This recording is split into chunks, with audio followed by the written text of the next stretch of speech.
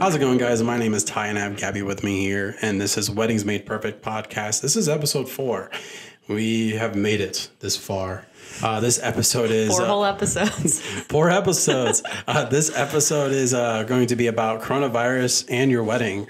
Basically, taking the extra precautions and procedures behind your wedding day for all things pandemic related. All things pandemic related. We do have a sponsor. Yes, we do. Our sponsor, as always, is ND Events LLC. ND Events is a St. Louis-based events company that specializes in photography, videography, DJ, and photo booth services, as well as officiant and event planning and coordination services.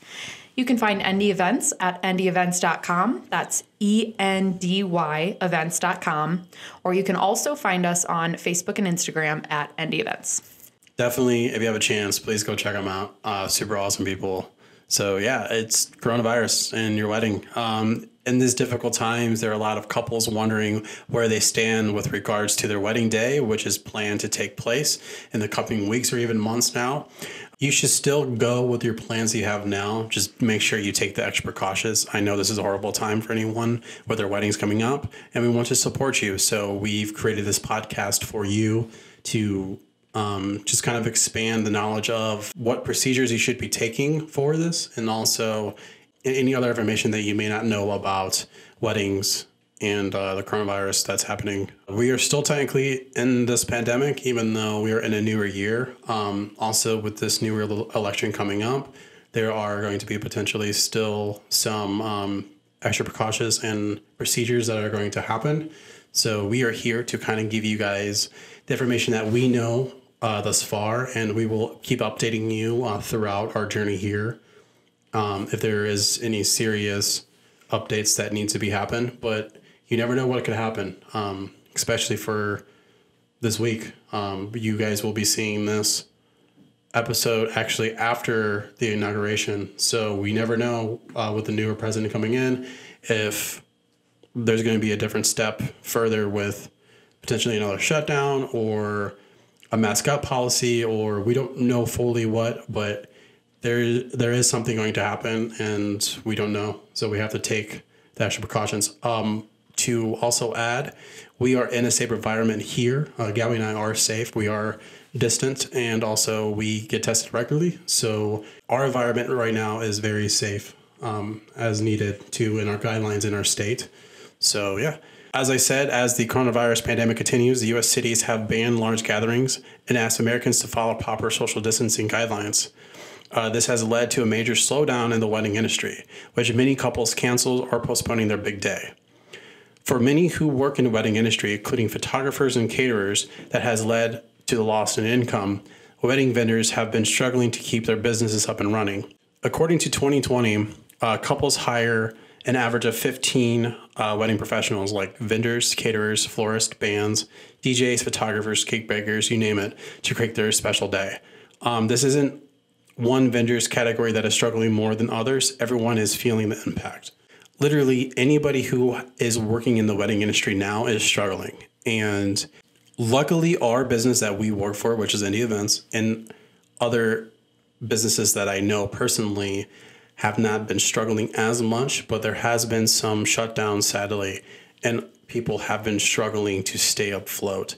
So it's kind of a little bit up and down depending on who's getting hit.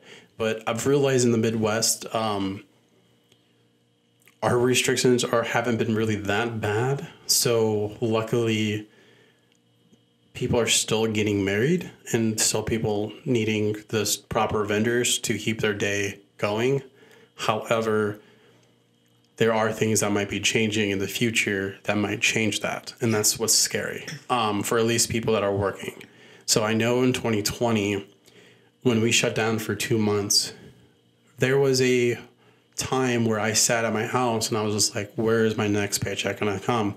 Because at this point, when it did close in March, that was kind of the pickup season, because I always have to save, because my slow period as a videographer from January to February is normally my downtime. So that's kind of like my break. Yeah.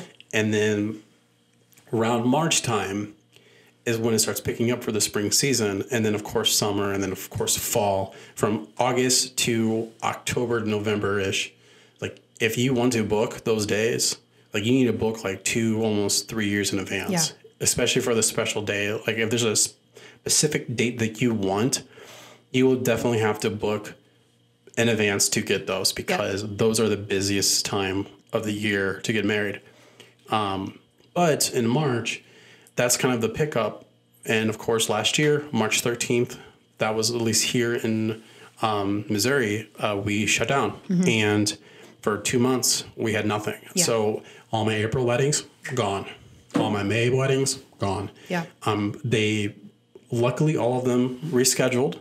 So, which we're going to actually be talking about that further in this podcast, about should you reschedule or should you cancel altogether, and telling you the benefits of each side. Mm-hmm. But definitely we need to talk about in general, how are people getting impacted with this? So. Yeah, absolutely. I will say from the sales side of things, people are still getting engaged. You know, coronavirus didn't stop the popping of the rings. It did slow down kind of the progression of brides wanting to book, brides and grooms wanting to book. But I did notice that we still had people reaching out wanting to get their things on the schedule, but a lot of kind of future far out dates, because they were affected by the brides that postponed and had to reschedule later. Now, are they like just rescheduling as like a Russian roulette of like, is this date even possible? And they're just kind of just going for a date just because they want to go for a date? Or are they actually just picking legitimate dates where they're just like, yes, I want to get married on this day? That's a good question. And I would say it's probably a little bit of both. From what I've read and noticed, a lot of couples will kind of go to their venue first and find out when the best day is for them to reschedule. I think that they'll go with pretty much anything that's readily available and works for them. But I think people are starting with their venue because that's the number one thing that they want to keep, and probably the thing that's kind of costing them the most amount of money too. Yeah. So if you can keep your venue, obviously you don't want to lose any money. The goal is to be, come out the best financially that you can from all this rearranging that you're going to have to do. So I think they start with the venue first, and then go from there. They'll kind of talk to their vendors, talk to their guests, make sure that that new date is the best for them, and kind of go from there. Yeah, which I completely understand, which is great, because personally, them choosing that first to decide where they want to take it of rescheduling is definitely important, because I mean, like, that is where they're getting married. So day one, when you're getting engaged and planning things out, well, not only you should try to probably find a wedding planner to help you out, but really you need to figure out where you want to get married. Because the thing is if there's a certain date that you want and the wedding venue that you want doesn't have that date, then you have to go plan B. Or you have to wait for the year that it falls where it works perfect for you for that date to be able to have it at that venue. Which kind of comes back around to the episode 2 that we had with micro weddings of, at this point, do you also have to look for venues and stuff that follow the guidelines that you want to do for the amount of guests that you want to bring in. So I know there's a lot of people out there that are wanting to have 150 or 200 people to come, but now you have to think, can my venue not only hold that many people, but what are their restrictions? Are there restrictions are there any restrictions set for that company or that venue? Right. And do they have a restriction of only 50 people or 30 people? And then if so, having a guest list of 150, now down to 50. So taking in 100 people, who do I pick? Which, once again, we've gone through that already. But now you're sitting here trying to get down to 50 people, and what's the next step? Right. Which actually goes to your tip of the day. Yeah, absolutely. So my tip of the day is to create a wedding website. So there are several different programs and websites that you can use to create a wedding website specifically for you and your fiance. A couple that I can note here, the Knot is a very easy place to kind of set that up, and also to obviously find your vendors and your venues. And there's also a website called Zola that makes all of that really easy as well, or Wix. Any of those things, any of those websites you can use to create it.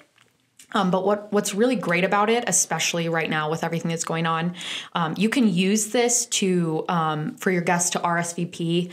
You can use this for any updates about the wedding. So say you have everything planned out, shutdown happens, and you know that there's no way you're going to be able to get to have your wedding on your day. You can go to your wedding website and kind of update everyone and tell them, this is not going to work out, but we will be picking a new date and updating everyone as soon as we know.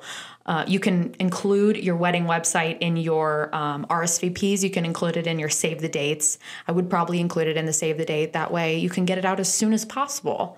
And you can kind of include your engagement pictures on there, any other details about the wedding, all that good stuff. It's just a great way to keep everyone in the loop and to kind of showcase your one big day. Yeah. Which is great, because I've actually seen multiple, like even Zola and also the Knot especially. I've seen both sides. I've kind of dabbled around just to kind of see what they have to offer for brides and groom, which is perfect, because I mean, like, you're literally building your own website in a way. So like, especially having a website set for you, you could have literally everything up there, even to your registry of like what you want for gifts or what you're working for or going for. I mean, you name it. Say the dates, invitations. I believe bridal showers. I believe they have. You could do like a guest list where you can update it here and there. Your guests can pick their seats on there as well at their wedding. It's definitely really cool to definitely look into it, especially if you're not having like a wedding planner. It's kind of like I would call it a digital wedding planner in a way, or at least an organizer or like an organization of you at least able to have everything in one location. Yeah. Because I mean, like, I know it's very stressful on the day, or at least planning for the day. So definitely having all your ideas in one spot, even a binder, like have something to keep it going. Yeah. And that's what we're here for, is to make sure that you guys have as much information and knowledge to make that day special for you. And, to kind of continue that, did you know that only 4% of couples have outright canceled their weddings and indicated that the industry will thrive post-pandemic? So my thing is this. People are always getting married. So this industry is always going to thrive. We definitely live in a world now that technology is literally in the tip of our fingers. I mean, we could FaceTime now. We could, do literally, you have the internet in your hands. I mean, that's just how we live now. And so even with going into a pandemic, or we're still in a pandemic, but just dealing with the pandemic in general, is there ever going to be an ending of this pandemic? Like, is there actually going to be a post-pandemic? Like, there is going to be a time where finally we're going to move on from COVID-19 or coronavirus, what do you want to call it? There is going to be a point in time where we are going to find a stopping of it, and we're going to move on, and we're going to move to, I guess, back to the norm. But are we actually going to go back to the norm? Are we going to have large gatherings again? Are we going to potentially have that risk again? So my question is for these 4% of couples just canceling, do they really believe that there's going to be an end of this pandemic? In my personal opinion, I think that we will still have large gatherings after this. I couldn't see never having a graduation. I couldn't see never having, obviously, a wedding.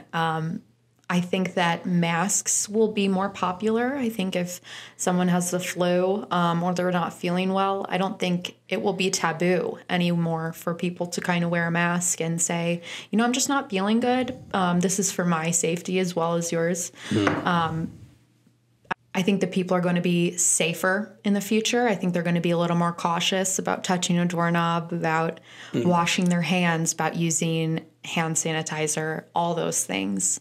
But I do think that we will get back to what the new normal will be.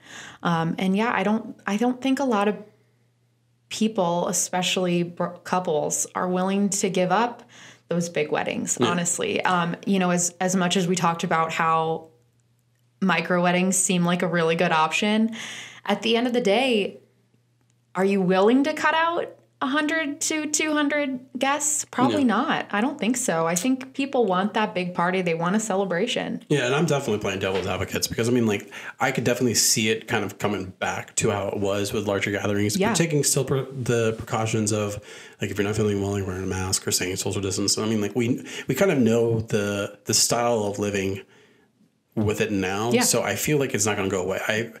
I still feel like there's going to be people that are going to be pro-mask even after the uplift of okay, there's going to be 150 people here. You can't tell me all 150 people are feeling okay. Right. So people are going to wear a mask. People are going to stay social distance. And I feel like in a community or society, we're going to have to, allow that and respect that because not everyone's going to feel safe. After this happened, this is how it's going to be. Yeah. And people are going to take it where they're going to stay precautious even after this.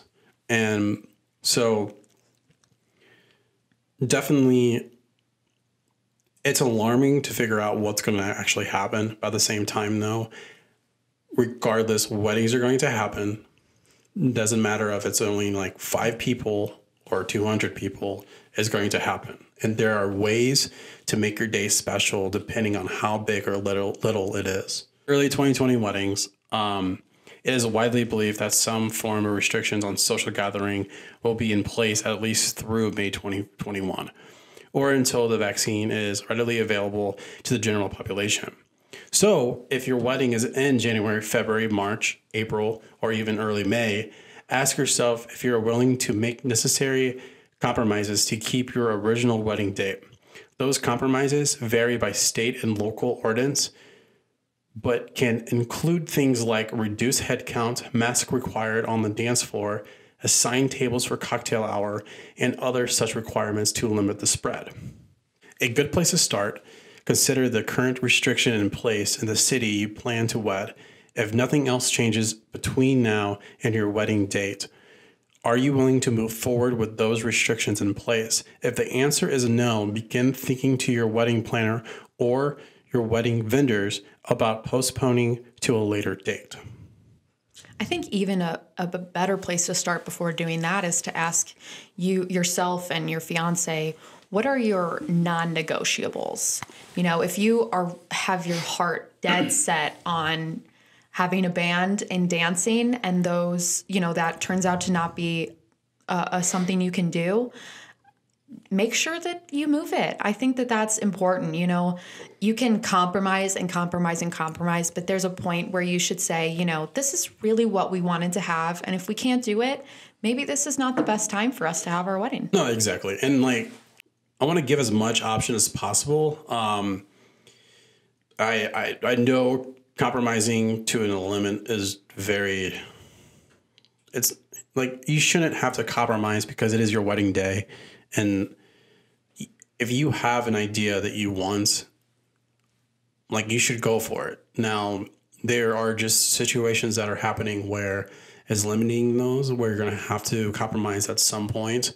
But if it's a thing where you are wanting to have a wedding with a venue that you're able to go dance with everybody and make sure that you're having fun, you have DJ, you have good food, drinks, just socializing and all that, of course, have that. But at the same time, where you're wanting it to have it, definitely make sure you follow what that ordinance or restriction guidelines may have in those cities and see, is that going to be the best place for you? And then try to find a place that may allow you to do it with a more relaxed restriction, but still have that same style that you may are looking for. Yeah. So there are several places out there that have that same look, the same feel and stuff like that. So let's say you're in California, which California's restrictions are insane right now. Mm-hmm.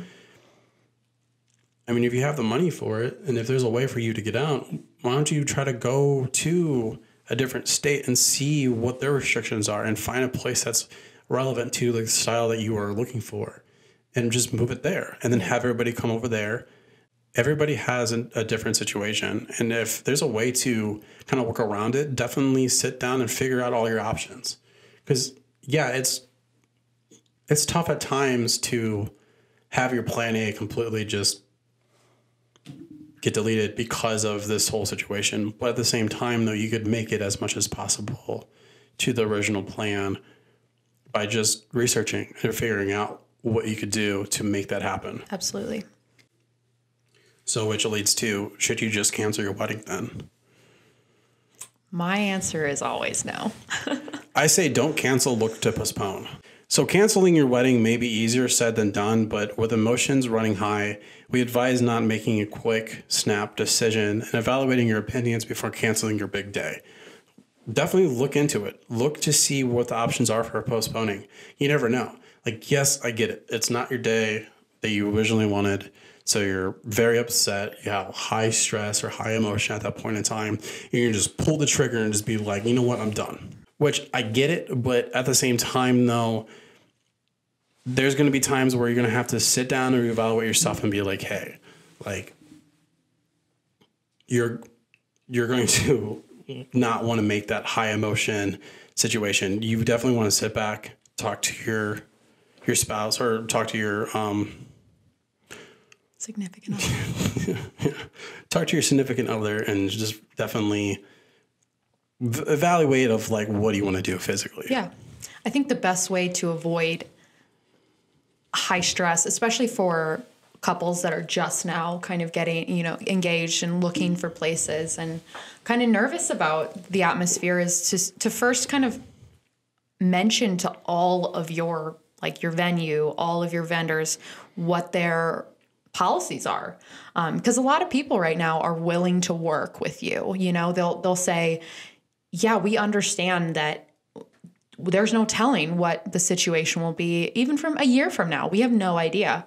But maybe this photographer is willing to say, yeah, whatever you decide to do, I will do my very best to accommodate if your date changes. Or maybe this photographer says, nope, sorry, you're going to lose your deposit. You're going to lose all the money that you've given us because I can't make that day. And those people are the ones that are going to struggle right now, because if you can't work with these poor couples that are going through this, then why are you in the industry? That's my opinion. Which makes sense. And also at the same time, if you are a couple who haven't scheduled anything yet for anywhere. So like if you haven't actually scheduled a venue yet, or a photographer or a videographer or a cake or literally any supplies that you need, if you haven't made those arrangements now, you should start thinking and start asking them first of what is your coronavirus or COVID-19 policy? What is your restriction for X, Y, and Z? You should literally ask them before even doing anything with them. Because if you don't want to get stuck in a bind or a contract of realizing, well, now you're, out of luck on losing all this money because you didn't even read the contract of they don't have any refunds or refundable due to a pandemic. Yeah. And so definitely I would look into it. And can I postpone my wedding? Of course, you should be able to postpone your wedding.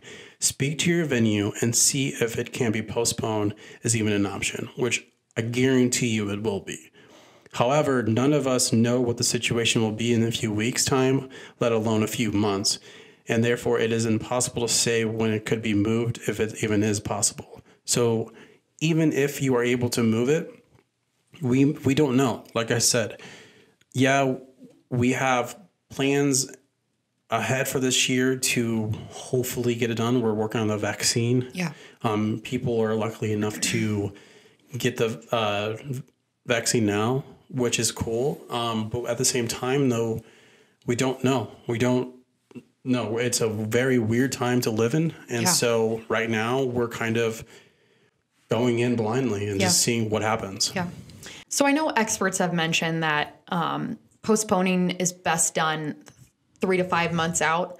But if your wedding is in April and we're in January right now, I mean, there's no telling, especially with the inauguration and kind of, our country switching sides and kind of figuring things out. There's no telling, when the best time is to postpone. And if you can't make it 3 to 5 months out, I mean, you got to do what you got to do. But it is probably a good idea for people to kind of take a step back soon. If your wedding is, 3 to 5 months out from now and make the decision.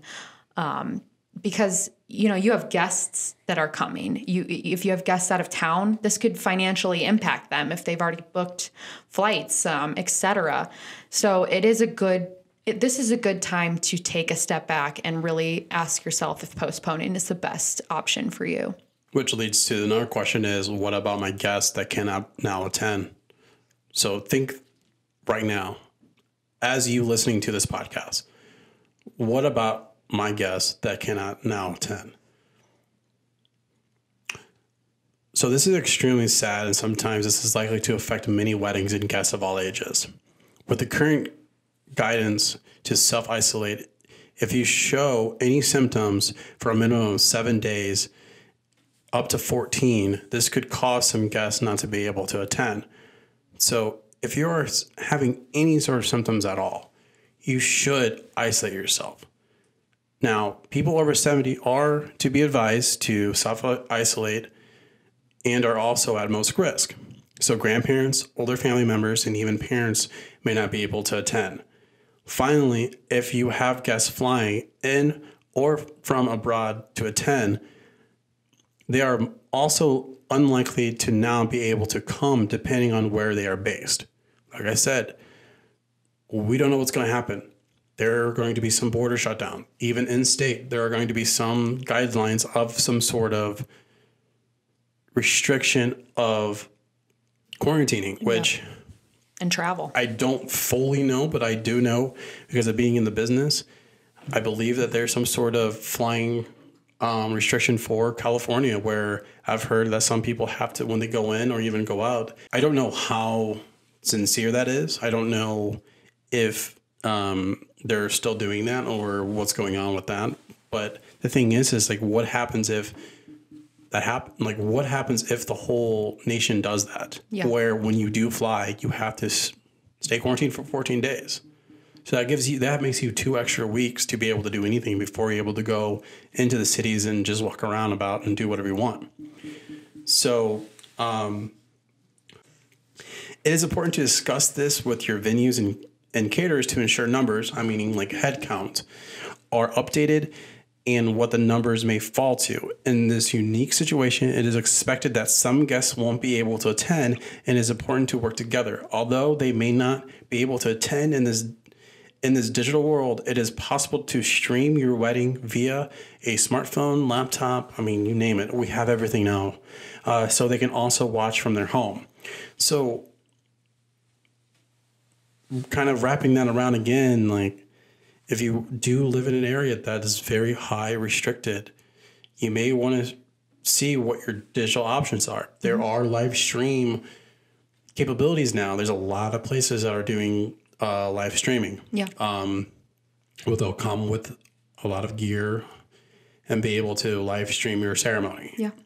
Or like what I've been telling my couples, I could come in, shoot your entire ceremony, your wedding ceremony, and we'll edit it right there and then be able to post it as a post-ceremonial video where, yeah, it's not live, but your family can still view it and see it. Yeah.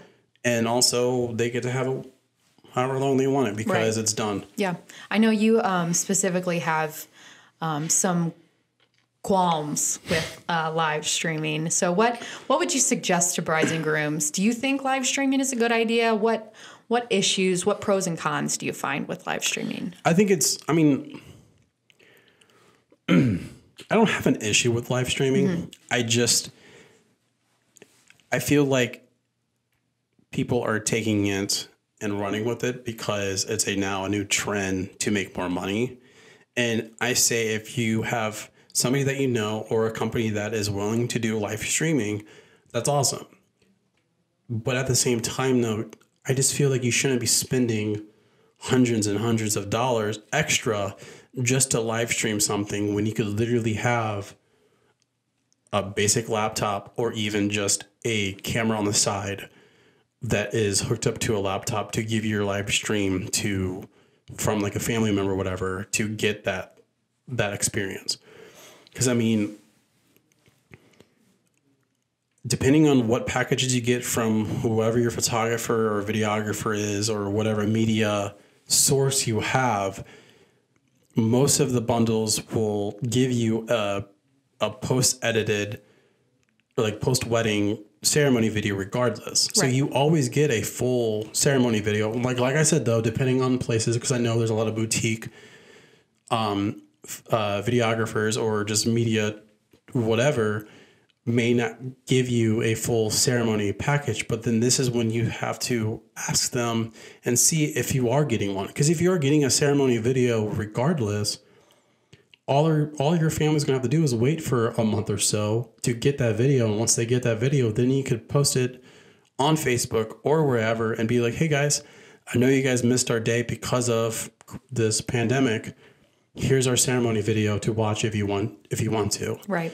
And so I'm not against live streaming, but you shouldn't have to spend hundreds of dollars just to have an extra 3 or 4 cameras hooked up to a computer and have it live stream for your guest. Yeah. Now, if it's very important for you to have a live stream for your thing and you want it more like a higher quality, then definitely go for that. I'm not telling you not to, because I get it. There might be somebody who's sick in the family or somebody who can't physically make it that is maybe overseas because they're in the military or something. Right. Like, if they physically want to see it, definitely get that high quality thing. But at the same time, though, there are resources out there that you could get it, and it may not be as good, but you still go get it. I mean, I've seen it where there's somebody that they had like a high chair or even like a music stand, and they had like a laptop on top of it, and they had it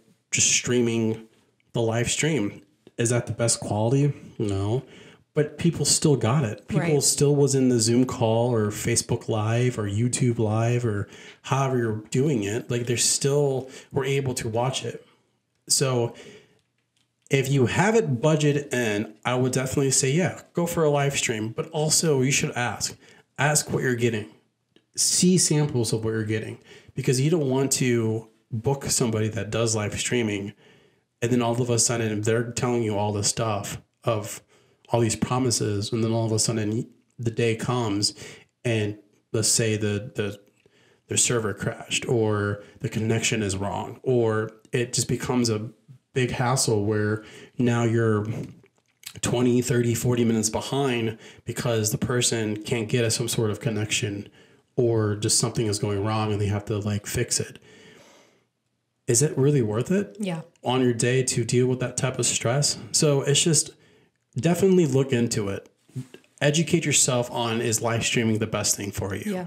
And ask your videographers or media team or whatever you're going to be hiring what their possibility is. Yeah. So, I mean, for me, I'll do a post-ceremonial video every day. I will do that in a heartbeat. I will sit there during the reception, make sure it's done, and you could have it posted that day. Yeah. Easily do that. Live streaming, not for me. Yeah.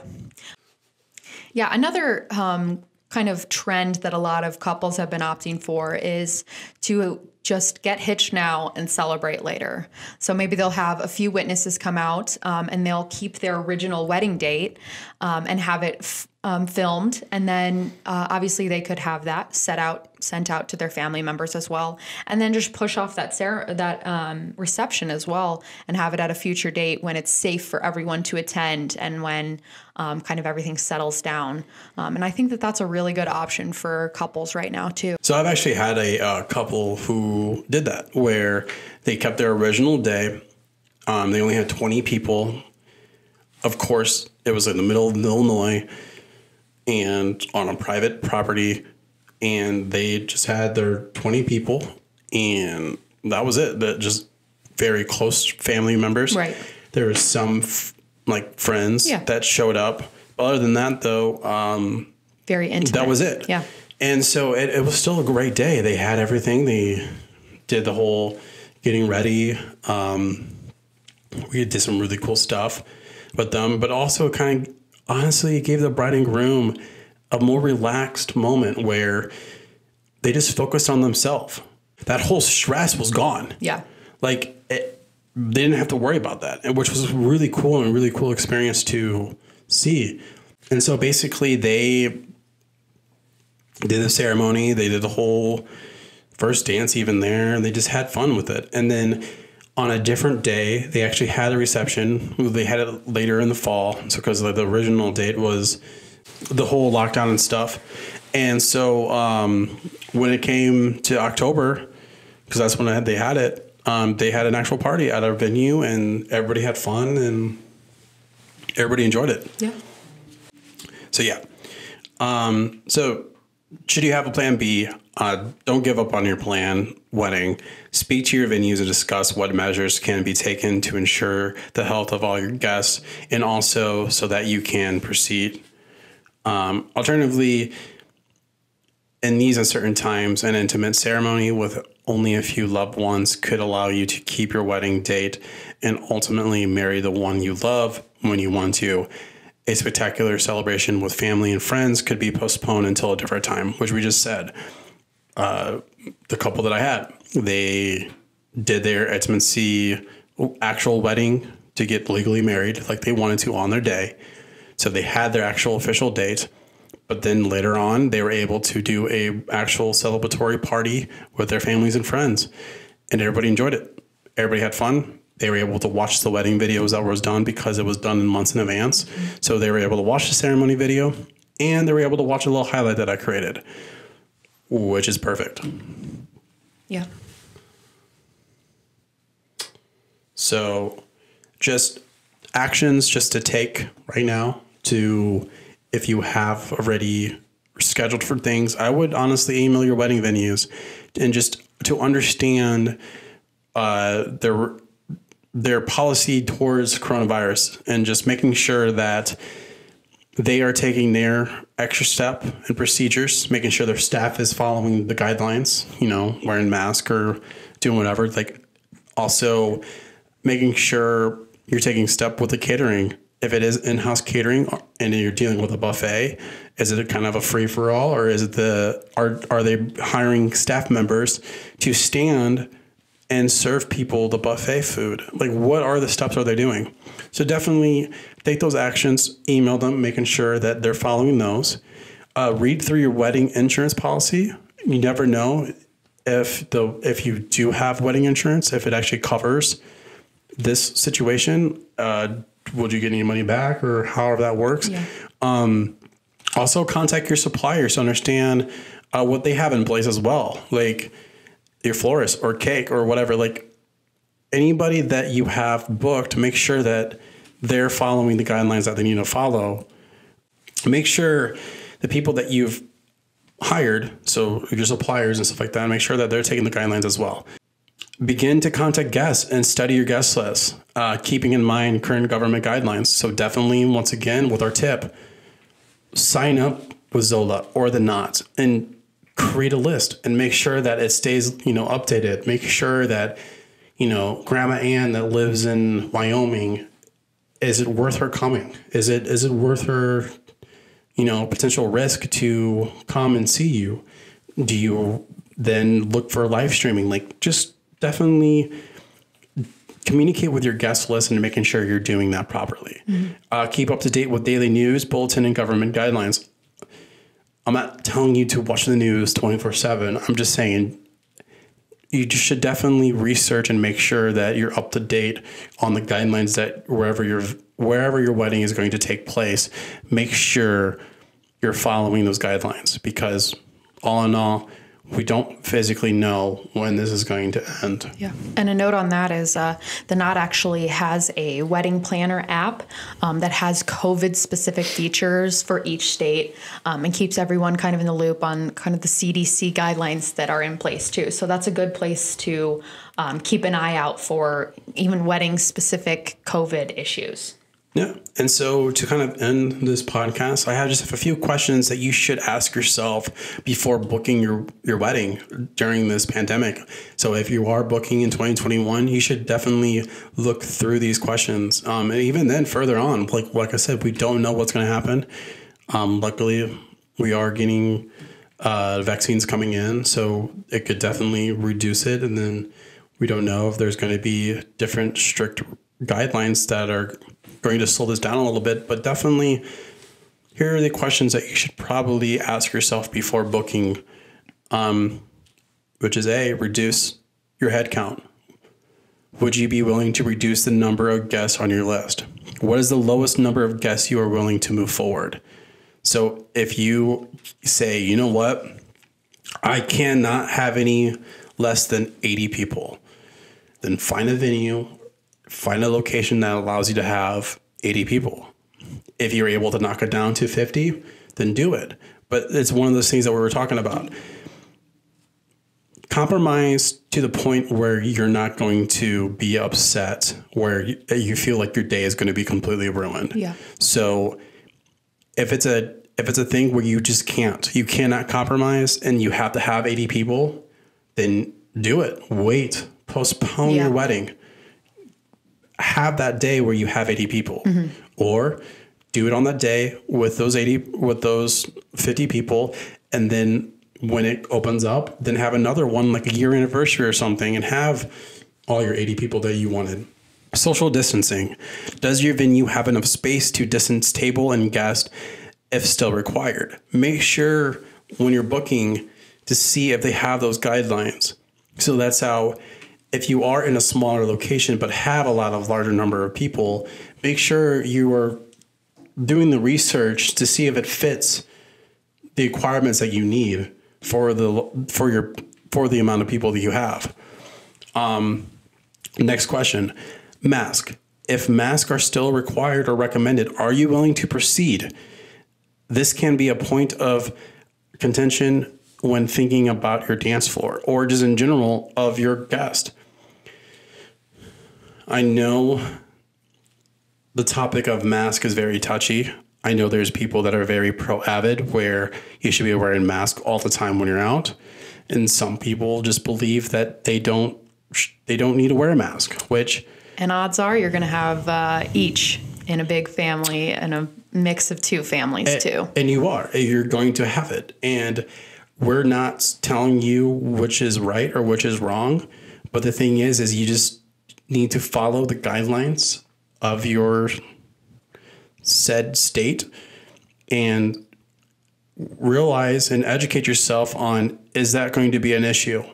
And if so, you should probably move it to somewhere that will cohesively follow what you want to go for with your wedding day. Yeah. So if you don't want to deal with it, you don't want to deal with mask, you don't want to deal with that, definitely look for venues or a different place that may be able to allow you to be a little looser with it.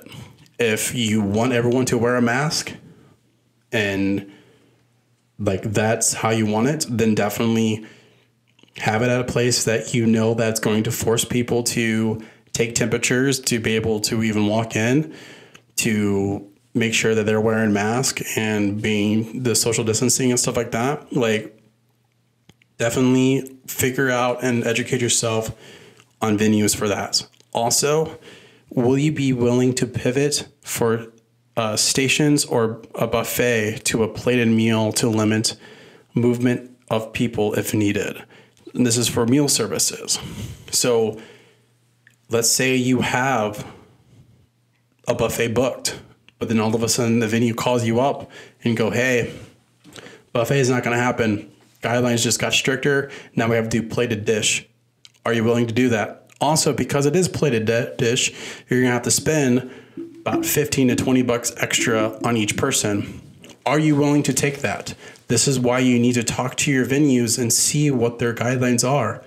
Making sure that, you know, if it is a buffet, are they still going to be able to do it, but just have their staff, you know, give you the food instead of your guest being able to get it? Or are they going to force you to fully go to a plated dish? Because I know having a plated dinner costs more than a buffet. Oh, for sure. So definitely make sure you and your spouse or significant other is talking about this, because you don't know. Like, it's just another topic that you need to talk about and be able to understand that this could be a slight curve in your path to get married. So yeah, and I think honestly, the most important thing to remember is your goal is to have all of your loved ones safely attend your big day so everyone can celebrate. That should be your number one goal. Agreed. With that being said, guys, thank you so much for listening or watching. You could follow us on Facebook or Instagram. Our name is Weddings Made Perfect Podcast. So definitely find us on Facebook or Instagram. Just give us a like or a follow. Also, we are on YouTube. You just type in Weddings Made Perfect Podcast. We'll pop up. So definitely sub if you wanted to follow us there. If you want to also turn on the notifications, that would be awesome. And if you do like this video, if you are watching it, definitely like it or even comment it. On Facebook, Instagram, or YouTube, if you guys have any discussions or any topics that you may want to listen to or want to hear in the future, definitely write it in your comments and we'll definitely read them. Also, if you just want to email us, our email is weddingsmadeperfectpodcast@gmail.com. That's weddingsmadeperfectpodcast@gmail.com. Definitely email us any discussions, any comments, any concerns. Once again, guys, this is sponsored by Indie Events. Also, guys, if you are getting married, definitely send us an email or a comment in one of the platforms that we have. We'll be able to give you a shout out. Our goal is each week giving a shout out to up and coming couples that are getting married. We would love to hear your guys' story. If you guys have a small story of how you guys met or something like that, we will love to say here on our podcast. Yes, we're on Spotify, but we're also on. We just now got Google Podcast. We just got Google Podcast, Yay. and then we also got Pocket Cast. I just want to say thank you so much for all the followers so far. You guys are truly awesome. We could not do this without you guys. We have some really good ideas and some good episodes coming up. Yeah.